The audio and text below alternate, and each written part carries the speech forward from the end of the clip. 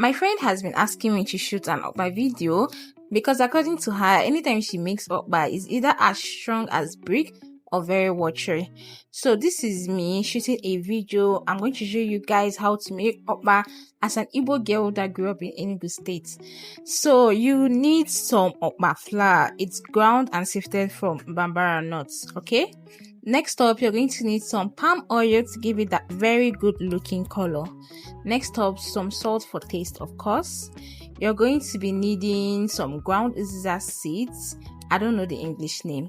And finally, some pepper for that heat. We want some hot in the food that we're making. Okay, so I'm going to start off by pouring in my okpa flour into a bowl. I'm not going to be using all of this, just enough for the people around. And as for you, you can choose to double or reduce the quantity that you're going to be needing. Okay, well, for me, this is going to be enough, and that is all. So using a spoon, I'm going to create a hole in the center of the flour so that I can put in my palm oil. Now, anytime you're making okpa or even any local delicacy at all, the quality of your palm oil is very important. You need to source for very good palm oil because the quality of your raw material will affect the quality of your finished products. And most of this palm oil just has a lot of off tastes, and I'm just very lucky to have a very good supplier for palm oil. Now for the next step, using your hand, you're going to mix the oil into the okpa flour, and you're going to take your time with this. Use your hands, wash your hands, and use it. A spatula is not going to help with this. You need to use your hand so that you can coat each and every flour, part of the flour, with red oil. Okay.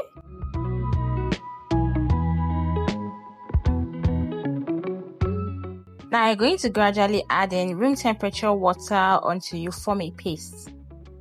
And I also want to mention that there are so many important things that people do not know about okpa. Okpa is a very nutritious food, and I'm going to list out all those things towards the end of this video. So keep watching.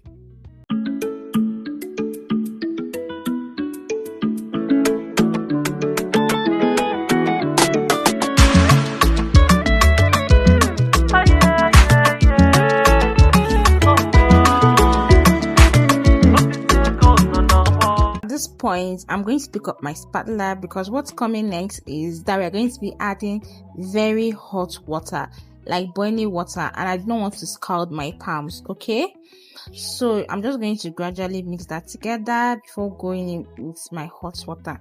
Make sure it is very hot. Add enough to loosen the paste and stir gently. You don't want oil spilling everywhere. Okay, take your time with it.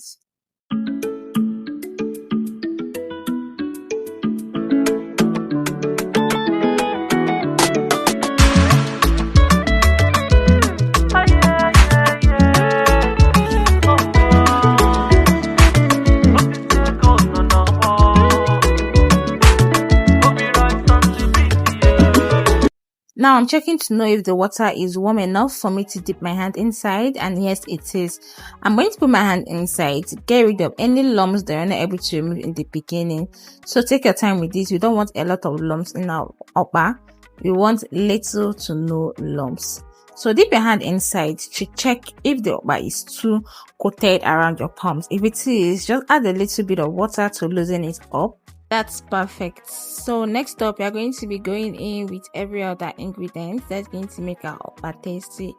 First, the ground uziza seeds, then my salt. I'm going to be using just 1 tablespoon for now, and then the pepper.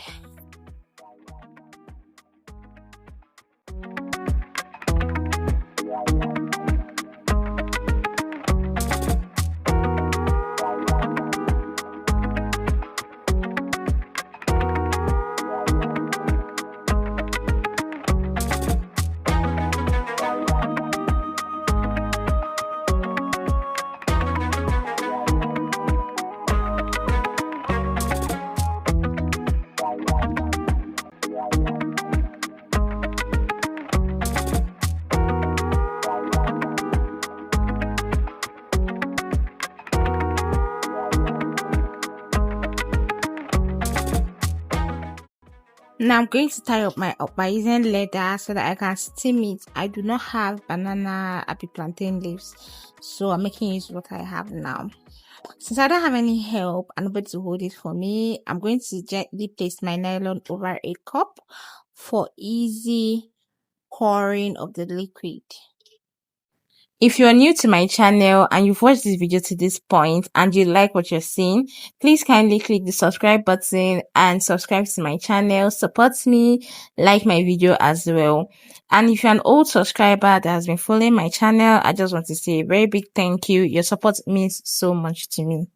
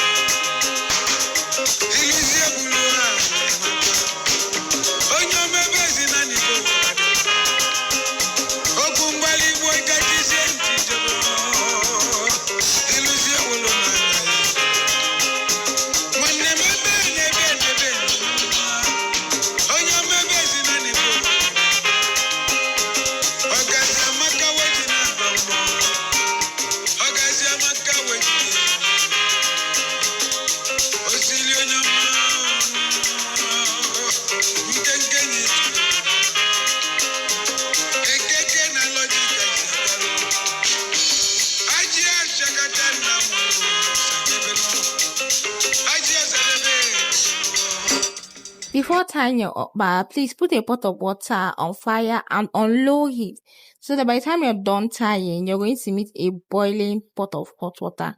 Now, I'm shaking the okpa because some of the ingredients went down while it was resting. I'm shaking them so that they can mix together. Okay, you don't want some things down and you don't want some things up. You want everything to have a uniform taste.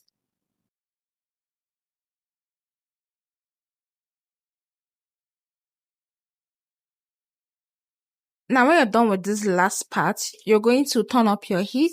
You're not going to be using low heat to cook our okpa, okay? And make sure you cover your pot properly. Finally, at this point, our okpa is cooked and ready. I cooked it for 40 minutes to 1 hour. Yes. So this is me checking it and it's very hot. So I'm just going to allow that to cool that a bit before taking them all out.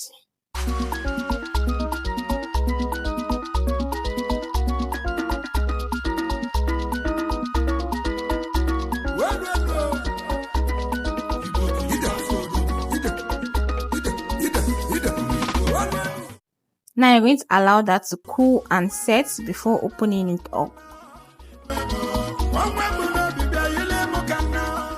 Now on to the fun fact about okpa. Okpa is considered a whole food. About 100 grams of it contains 11% carbohydrate that helps provide energy to the body, 8% protein which helps in muscle building and repair, 4% fat primarily from the added palm oil which adds warmth to our body, and 4% fiber which aids in digestion.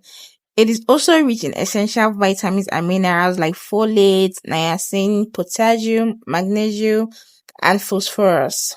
Other benefit is that it is gluten-free. For people who want to avoid wheat flour, okpa flour is also a good substitute to make biscuits, cakes, etc. It also has a low glycemic index that it helps to regulate blood sugar. So if you have a high blood sugar or you have diabetes, okpa is considered a go-to food. So don't tell me you've heard these important benefits and still do not want to try out this delicacy. As you can see, the okpa is perfect. It has perfect texture. It's not too watery, not too strong. My Enugu people will be bringing out their cold from the fridge. Anyways, I hope you enjoyed watching this video and I hope you tried this recipe. Thank you for watching. Bye.